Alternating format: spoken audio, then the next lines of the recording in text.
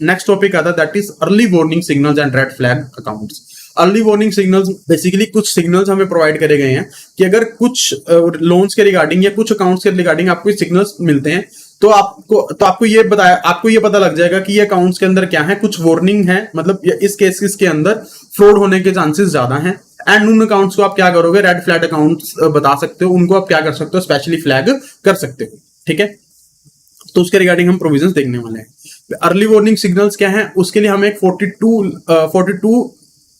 Signals की list provide करेंगे है कि अगर उनमें से कुछ भी होता है तो हम क्या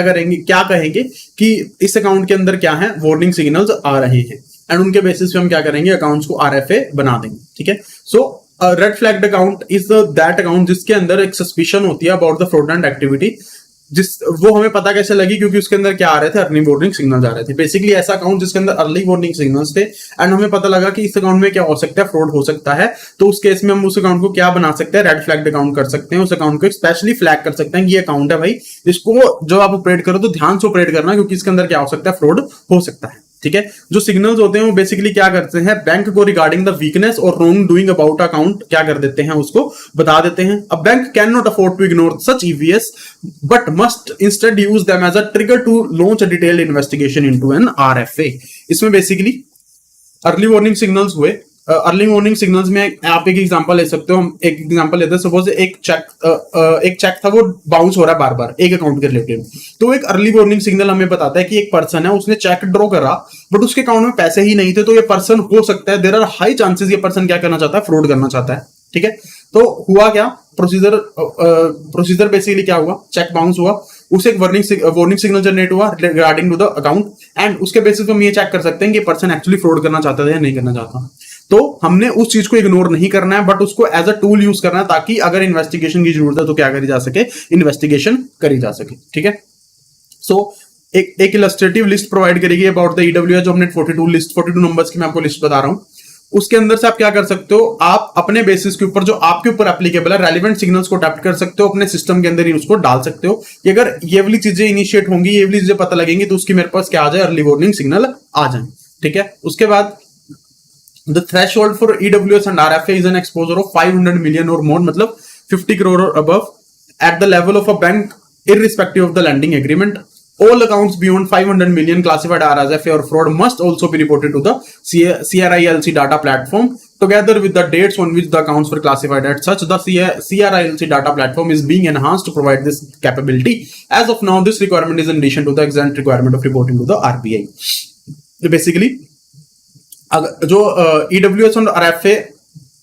किए जाएंगे अकाउंट्स में, वो ऐसे अकाउंट्स के अंदर किए जाएंगे जिनका एक्सपोजर क्या है, 500 मिलियन यानी 50 करोड़ से ज्यादा का है। बेसिकली आप छोटे वाले अकाउंट्स के अंदर भी ईडब्ल्यूएस एंड आरएफए यूज कर सकते हो, बट 500 मिलियन से ज्यादा के लिए तो आपको यूज करने पड़ेंगे। एंड ऐसे अकाउंट जो 500 मिलियन से ज्यादा का एक्सपोजर रखते हैं एंड उनको आरएफए क्लासीफाई करा जाता है या उनको फ्रॉड क्लासीफाई करा जाता है, तो उसको आपको क्या करना है, CRLIC डाटा प्लेटफॉर्म के ऊपर भी आपने क्या करना है, रिपोर्ट कर देना है। एंड उसके अंदर आपने डेट भी बतानी है कि किस दिन इस अकाउंट को क्या करा गया, आरएफए अकाउंट बताया गया। ठीक है, उसके बाद जो ये डिटेल है CRLC के अंदर डाटा देने वाली, जो अदर हमने रिक्वायरमेंट्स पढ़ी थी रिपोर्टिंग की, वो तो आपने करनी ही करनी है, ये क्या है, उसके एडिशन के अंदर आती है।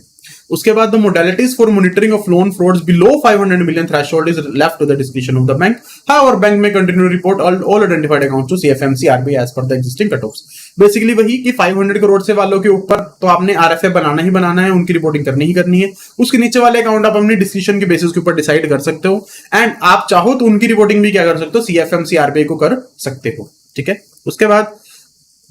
the tracking of EFs in loan accounts must be integrated with the credit monitoring process in the bank so that it becomes a continuous activity and also act as a trigger for possible credit impairment in the loan account given the interplay between credit risk and fraud risk. Basically कि जो EWS है, early warning signals वाली जो process है loan accounts के अंदर, आपको credit monitoring process के साथ बेसिकली लिंक कर देनी है कि जब आप किसी पर्सन को क्रेडिट एनहांस देना चाहते हो या उसको क्रेडिट फैसिलिटी देना चाहते हो, उसकी एनहांसमेंट करना चाहते हो, उस केस में भी आपको क्या करना है, उसके अकाउंट के रिलेटेड EWS के बारे में देखना है, ताकि अगर उस अकाउंट के अंदर EWS सिग्नल्स आ रहे हैं तो आप क्या करो, उसको बेसिकली लोन ही ना प्रोवाइड करो, एंड अल्टीमेटली अपना credit risk and fraud risk उसको क्या कर पाओ, कम कर पाओ। ठीक है, उसके बाद FMG should report the details of loan accounts of 500 million and above in which EWS are observed together with the decision to classify them RFS as otherwise to the CMD CEO every month. कि जो भी आपका fraud monitoring system है, ऐसे cases जिनके अंदर 500 million से ज्यादा के केसेस एक्सपोजर हैं, उसके अंदर ईडब्ल्यूएस आ जाते हैं, वार्निंग सिग्नल्स आ जाते हैं, तो आपने उनको आरएफए क्लासिफाई करना है नहीं करना, या क्या सिग्नल्स आए हैं, आपको अपने सीएमडी सीईओ को हर महीने क्या करनी है, उसकी रिपोर्टिंग करनी है। ठीक है, उसके बाद आप अपने आरएफए की जो रिपोर्टिंग है, आप अपनी जो स्पेशल कमेटी बनाई थी एसजीबीएफ, उसको भी क्या कर सकते हो, प्रोवाइड कर सकते हो। उसके साथ साथ आपने क्या करना है, synopsis of the remedial action taken together with the current status भी आपने प्रोवाइड करना है, कि अर्ली जो सिग्नल जो रिपोर्ट हुए थे, जो हमें पता लगे थे, उनको दूर करने के लिए हमने क्या करे हैं, रेमेडियल एक्शंस क्या क्या लिए हैं, उस चीज की भी आपको क्या करनी है, रिपोर्टिंग करनी है। ठीक है, so basically EWS and RFA क्या हुआ, अर्ली वार्निंग सिग्नल्स हमें कुछ प्रोवाइड करेंगे कि अगर वो सिग्नल्स आते हैं तो आप उसको इन्वेस्टिगेट करो, एंड इन्वेस्टिगेशन के बेसिस पे अगर उस अकाउंट को आपने रेड फ्लैग करना है तो आप क्या कर दो, उस अकाउंट को रेड फ्लैग कर दो। इस चीज को आपने इग्नोर नहीं करना है, इसको एज अ टूल आपने यूज करना है। उसके लिए हमें एक लिस्ट प्रोवाइड करी गई है, लिस्ट के अंदर से आप अपने अकॉर्डिंग अपने आप पे जो रेलिवेंट है उसको आप उन अकाउंट्स को आप चूज करो एंड उसकी क्या करो, उस रिपोर्टिंग कर दो। ठीक है,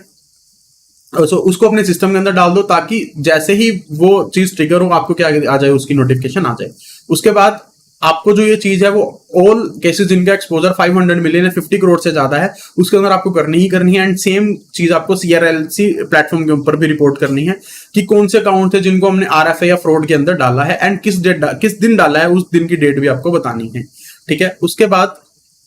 जो फ्रॉड्स 500 मिलियन से नीचे वाले हैं उनको किस तरीके से रिपोर्ट करना है, बैंक अपने बेसिस के ऊपर डिसाइड कर सकते हैं, बट बैंक चाहे तो सारे के सारे केसेस को सीएमसी बेंगलुरु को भी रिपोर्ट कर सकते हैं। ठीक है, उसके बाद आपने जो ये प्रोसेस है ऑफ द ईडब्ल्यूएस, उसको क्रेडिट मॉनिटरिंग प्रोसेस के साथ लिंक कर देना है, ताकि जो आपके क्रेडिट रिस्क है एंड फ्रॉड रिस्क है, दोनों को क्या करा जा सके, कम करा जा सके। ठीक है, उसके बाद ऐसे केसेस जो 500 मिलियन से ज्यादा हैं एंड उनके अंदर ईडब्ल्यूएस रिपोर्ट हुआ है, एंड आप उसको आरएफए क्लासिफाई कर रहे हो या नहीं कर रहे हो, उस चीज की रिपोर्टिंग आपको अपने सीएमडी सीईओ को हर महीने प्रोवाइड करानी है। उसके बाद आपको अपने आरएफए अकाउंट्स के ऊपर रिपोर्ट एंड उसके रिगार्डिंग आपने क्या रेमेडियल एक्शंस लिए थे, उसकी रिपोर्ट आपको क्या करनी है, अपनी जो स्पेशल कमेटी है SCBF, special committee of the board for monitoring and follow up of frauds, को भी आपने क्या करना है, सबमिट करवा देना है।